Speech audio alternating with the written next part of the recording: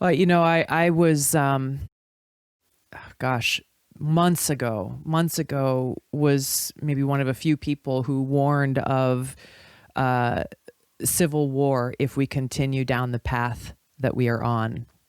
And I think that what we are seeing now with this divisiveness that exists very much online, now being translated into action, further points in that direction, unless we as a country do something about it.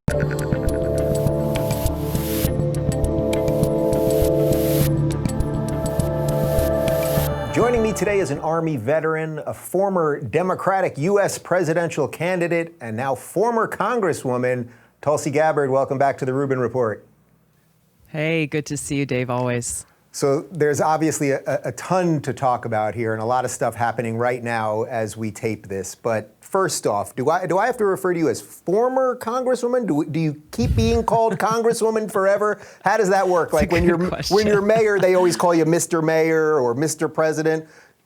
Are you Congresswoman Tulsi forever, even though you've stepped away? I think so, but I don't know the answer to that. My former staff asked me that yesterday. I was like, you know what? I actually don't know the answer to that, but Tulsi is always great. Tulsi will work. Okay, so Yeah. Look, we're taping this right now as the Capitol is literally being stormed. I mean, that is happening right now. I know you were seeing it right before we started, just as I was. I wasn't planning on starting here, but what do you make of what's going on right now? I mean, it's heartbreaking to see this happening at our nation's capital, but it is also indicative. This is a symptom of much deeper issues and challenges that have been stewing for a long time and a lot, especially as of late over this last year. Where this conflict culture that we have seen growing in our society, whether it's online and now it's being embodied or actioned offline, it results in something like this. And so you've got to look at what's driving this, what's fueling it. You can look at politicians, political leaders who are more interested in fueling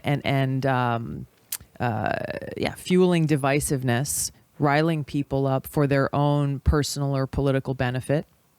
You see the media doing the same thing for ratings. You see these big tech monopolies and Facebook using their algorithms and social media to continue to push and put fuel on the flames of this divisiveness. Well, you see what is happening here today at the United States Capitol before our very eyes is the manifestation of that. That is the symptom of these deeper problems. And from a leadership perspective, I think this is where you've got to look to the kind of leadership we need but don't have in this country right now, which is leadership that puts the well-being of the people and country before themselves, before political power, before their selfish ambition. Are you kind of shocked as someone that was in the government that just not only our leadership in terms of government, but our leadership sort of across the board, our academic leadership, our intellectual leadership, there's podcasters and stuff like that, but that we don't have sort of like a trusted group of people anymore that kind of bring us together across the board. It almost just simply doesn't exist anymore.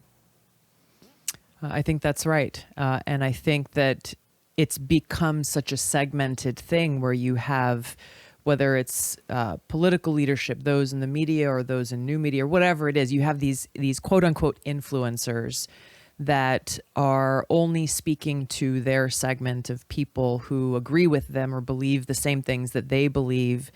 And there's no exposure, real civil discourse or dialogue to people who might have different views, different opinions, different beliefs, different political positions.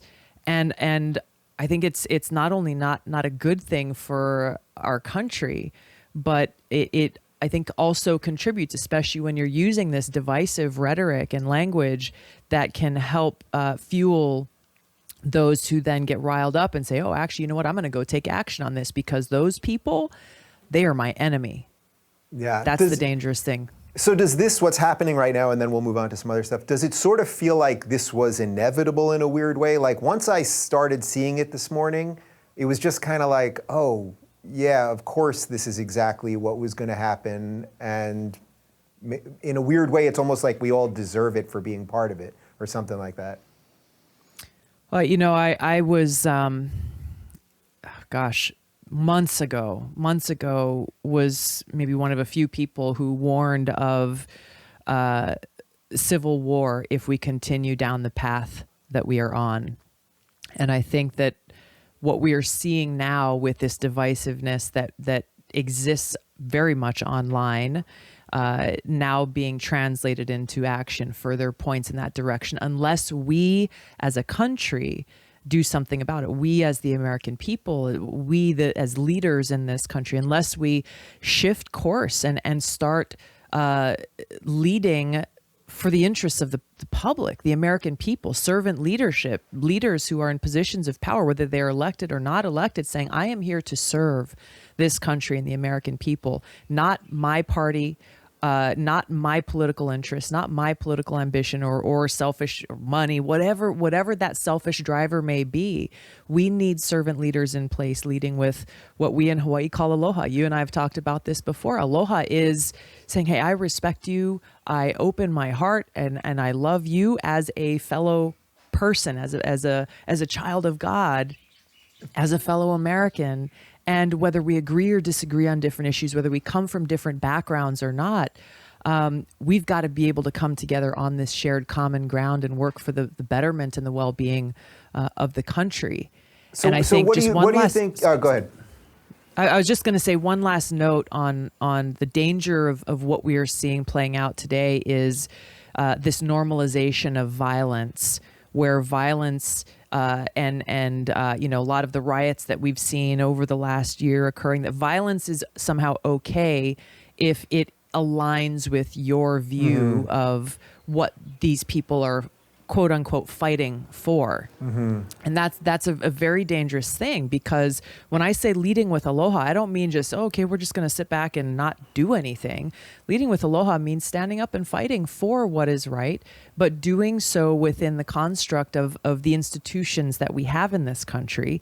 For example, if you are concerned about the legitimacy and the integrity of our elections, take action to do something. I introduced a bill called the Securing America's Election Act that, if our country's leaders had passed, would have prevented a lot of the angst that people are feeling and seeing right now with this election, saying that you have to have a paper trail. You have to have an auditable paper backup for any electronic system, so that there's no doubt or question in mind if there has been a hack attempt or some attempt to manipulate our votes as voters. If all of these people in Congress, Democrat and Republican, had taken that issue seriously and passed that legislation, those who are now saying, hey, we have to stand up for the integrity, why didn't you do something about it before? We do need to stand up and fight for the well-being of this country, stand up for our Constitution, uphold it, but we need to do it in a way that is constructive and within the institutions that have been set up in this society that is America. So I have no doubt that probably every single person watching this right now is agreeing with you and going, okay, that all makes sense. I'm on board. So Tulsi, why'd you get out? Like, you're exactly what we need, right? Like, I mean, I've tweeted it a million times. If Tulsi Gabbard was the future of the Democratic Party, I could honestly consider myself a Democrat. I can't do that anymore. I don't consider myself a Republican. But what you just said there, I think most people agree with.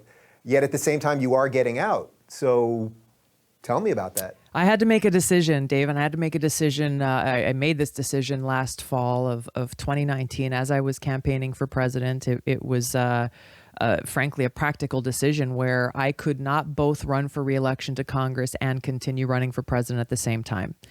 And I made the decision to run for president. It was a very serious decision that was well thought through, and I made the decision that to continue that campaign for the presidency because of the grave issues that I was raising in that campaign and the kind of change in leadership that I really believe our country needs. So I'm going to continue to fight. I may not be in Congress anymore as of a few days ago, But I'm going to continue to advocate for freedom. I'm going to continue to advocate for common sense solutions in our society and in our government, and to continue to bring the truth to the conversations that we as a country should be having.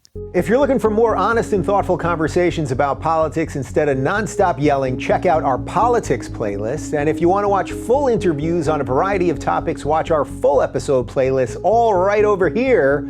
And to get notified of all future videos, be sure to subscribe and click the notification bell.